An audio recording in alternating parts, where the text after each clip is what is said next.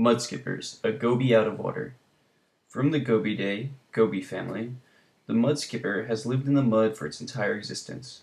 Generally, gobies are water-dwelling fish, but the Oxydercinae family has developed outside of water.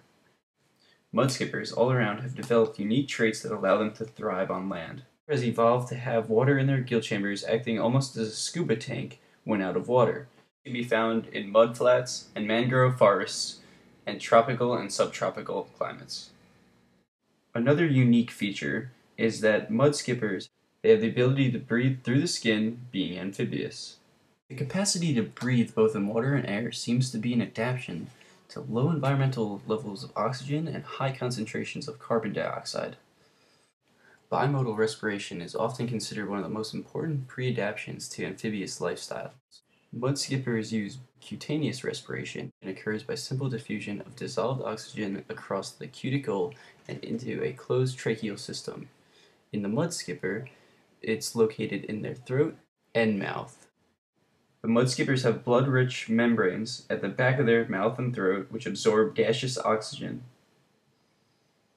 Mudskippers may have left the water in search of new foods and now live in a habitat only they can survive in. Mudskippers mainly eat arthropods and small crustaceans, thriving during low tide. During high tide, they mainly stay near their burrows. Like most gobies, mudskippers are very territorial. Mudskippers move in a very strange way as well. They stiffen their bodies and jerk themselves forward, using the pectoral fins as arms. Gobies have a fused pelvic fin, in which they use as a sucker. Instead of holding onto the coral for stability, like most gobies, the mudskipper uses its pelvic sucker to hold themselves against the surface, and then they use their pectoral fins to move or pull themselves. Mudskippers dig themselves a U-shaped burrow in the mud and create an air vault at the other end. The mudskipper spends a lot of time each day maintaining its burrow. Like most gobies, mudskippers are very territorial and will fight one another if they need to. They flail and attempt to throw the other mudskipper. They jump high in the air, and that not only shows authority, but also attracts other female skippers. Fleshy scales will also help attract females.